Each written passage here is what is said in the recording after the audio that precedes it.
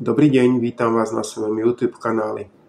Chcel by som niečo prečítať, čo ma napadlo dnes ráno, keď som pozeral nejaké videá a zhliadnutia, koľko zhliadnutí má ktoré video. Napísal som si to, takže to budem len čítať.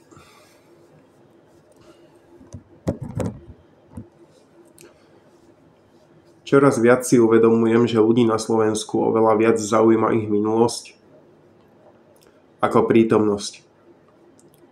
Uvedomujem si to aj na tom, čo pridávam a koľko to má zhliadnutí. Ak pridám niečo menej známe na Slovensku, teda pre terajšieho sledovateľa alebo sledovateľku, nové, nemá to až takú sledovanosť. Ale ak pridám video na niečo, čo všetci dobre poznajú zo svojich detských čias, alebo zo svojej minulosti, alebo z rozprávania starých rodičov, alebo ja neviem, z histórie krajiny, alebo z čohokoľvek, čo je proste známe dlhé roky, zaužívané a neopotrebovateľné, tak to všetci hneď olajkujú a sú spokojní, že to videli. Občas príde aj nejaký pozitívny komentár a hlavne to má veľmi veľa zhliadnutí. Ale ako náhle pridám niečo, čo je, neviem, pre slovenského diváka nové, istým spôsobom možno na Slovensku neaktuálne, alebo nejakým spôsobom, ja neviem, nezaujímavé, tak to má 2-3 lajky a potom to už nikoho celý rok nezaujíma. Tým by som chcel možno len povedať, že je dosť zaujímavé si uvedomiť, ako ľudia na Slovensku istým spôsobom ako keby stagnujú. Nie sú pripravení absolútne na žiadnu zmenu a všetko, čo z môjho pohľadu, čo chcú zachovať, je to staré, to zaužívané a nechcú to meniť. Čím sa ale dostávame do takého nejakého bodu, kedy proste sa nikam neposúvame a celý svet v podstate sa posúva iným smerom, kdežto táto naša krajina stále stojí na mieste a nechcem to tak zvláštne povedať, že akože nič z toho nemáme, určite z toho máme veľa, ale nie sme vôbec pripravení na nejakú inú zmenu. Keby sa čokoľvek iné menilo, tak ako náhle to príde na Slovensko, tak sme z toho všetci mimo a nie sme schopní to normálne, prirodzene pochopiť.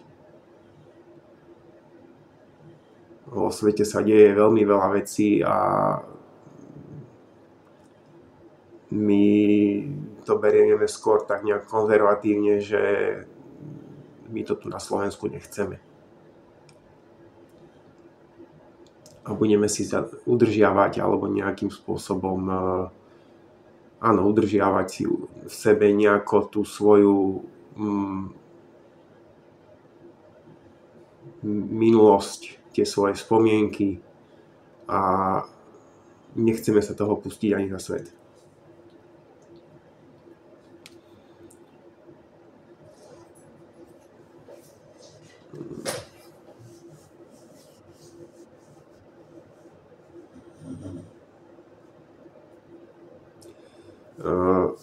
Ešte by som tam chcel k tomu povedať to, že ja tam mám napísané, že nie sme schopní prijať a pustiť sa svojich spomienok, aby sme sa mohli sprítomniť a postupne sa posunúť ďalej. Je dosť dôležité, alebo teda pre mňa je to dôležité, pre iných ľudí možno nie, ale každopádne to poviem, je dosť dôležité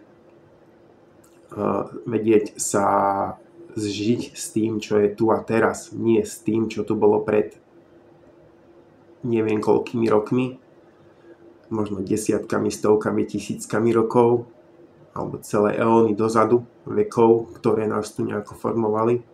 Je dôležité prijať to, že teraz je to takto a máme tu v tom žiť. A keď sa chceme niekam posunúť ďalej, tak toto je pravdepodobne pre ľudí to najdôležitejšie, čo by malo sa nejakým spôsobom vedieť vpísať do ľudského vedomia.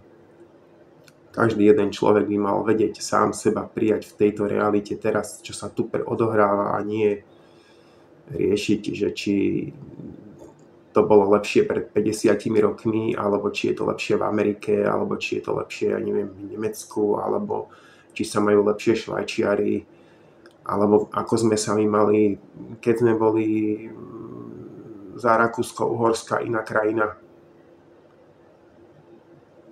Ešte by som chcel povedať možno to, že pracujem v supermarkete, nebudem menovať v akom. Všetci, čo ma poznajú, dobre vedia v akom. Dennodenne tam prichádzajú ľudia a dennodenne majú otázky typu dobrý deň, prosím vás, kto to vyrobil, ten výrobok? A mám si kúpiť radšej tento, alebo si mám radšej kúpiť tento. Ktorá značka je lepšia? Ktorá značka je vyrobená pôvodnými nejakými postupmi, ktoré boli známe pred, ja neviem, 10, 20 rokmi. A moja odpoveď je často taká, že ja vám nemôžem presne povedať, že bolo to vyrobené tam alebo tam, pretože už len v záručnom liste toho výrobku sa udáva, že výrobok bol vyrobený v Európskej únii, čo môže znamenať čokoľvek.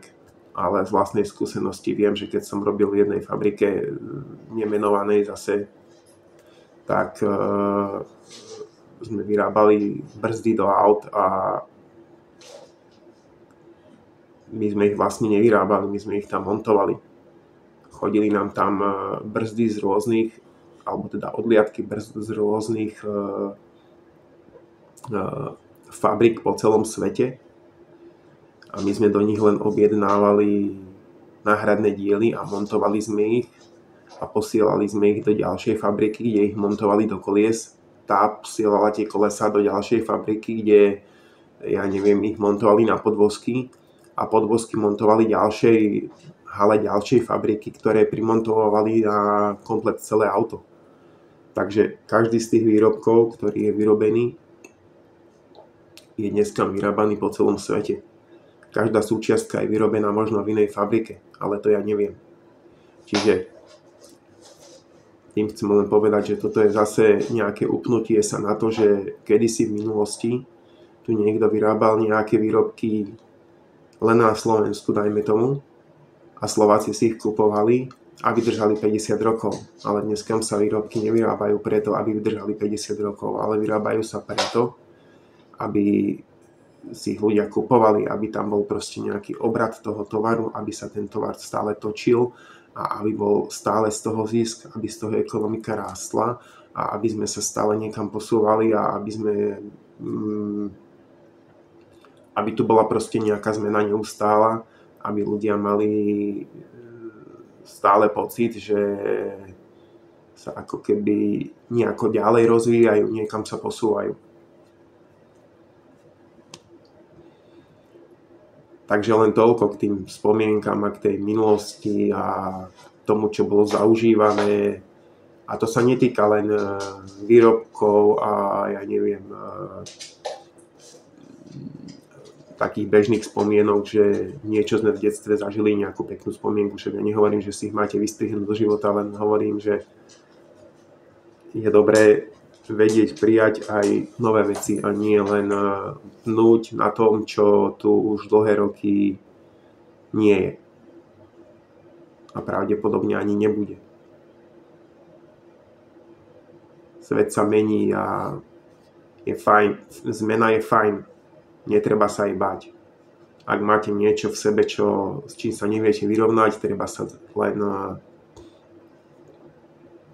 Ja to robím napríklad cez meditáciu, treba si zavrieť oči a predstaviť si to, čo ma nejako vnútorne ešte, ja neviem, ničí a nejakým spôsobom si to proste odstrániť alebo sa s tým aspoň vyrovnať. Ideálne je sa s tým vyrovnať. Prijať tú spomienku a proste ju pustiť a ísť ďalej. Takže asi toľko k spomienkam a k minulosti a k minulým veciam a k veciam, čo tu už dávno nie sú a aké to tu bolo a aké sme sa my mali vtedy a tak ďalej a tak ďalej. Milión vecí okolo toho. A porovnávať, ako je to tu dneska, veľa ľudí hovorí, že zlé a že sa majú zle, lebo pred, ja neviem, 50 rokmi sme sa síce mali zle, ale mali sme aspoň nejaké sociálne istoty a ja neviem čo. Ľudia, začnite žiť, nie sa ubíjať tým, čo bolo, čo už nebude. A aj keby bolo, tak proste to bude mať inú formu.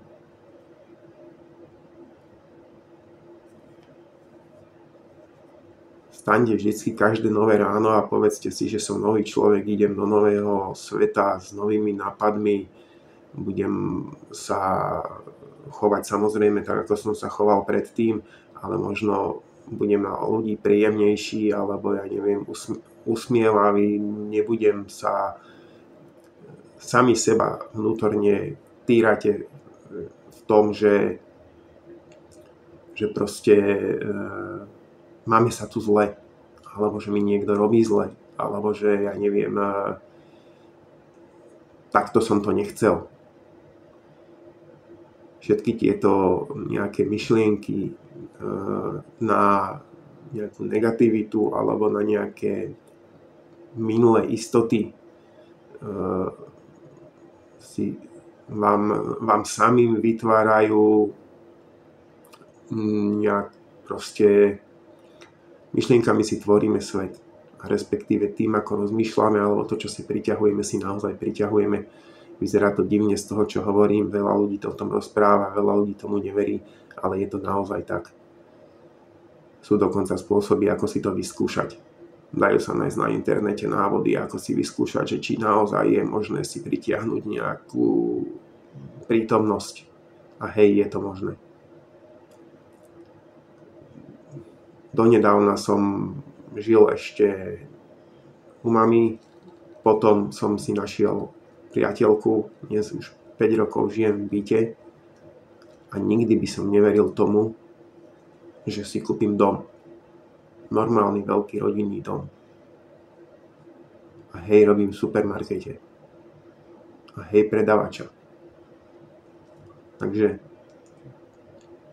a nie, nemám milióny. Ani som nevyhral na lote a ani ma nikto nezaložil neskutočný prachy. Normálne som si zobral úver a normálne som si išiel kúpiť dom, lebo som ho chcel. Lebo život v byte ma ničím nenaplňal. Chcem vyrábať nejaké výrobky z dreva a posúvať sa, nie stagnovať na mieste, pozerať televízor a hovoriť si, že to tu je na prd.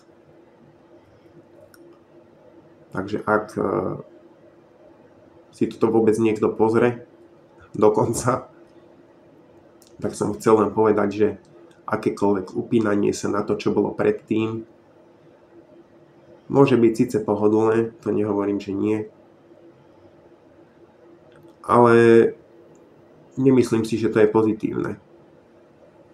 Pretože veľa z tých spomienok, ktoré máme, sú spojené s vecami, ktoré dodnes nevieme pochopiť. A ak ich už aj chápeme, tak nie sme stotožnení s tým, že my by sme fungovali v tej dobe rovnako. Keby to niekoho strašne zaujímalo, tak som sa narodil 1981, to si vie každý vyrátať, že koľko asi mám rokov. a čo všetko som si vyskúšal. Ďakujem za pozornosť. Dovidenia.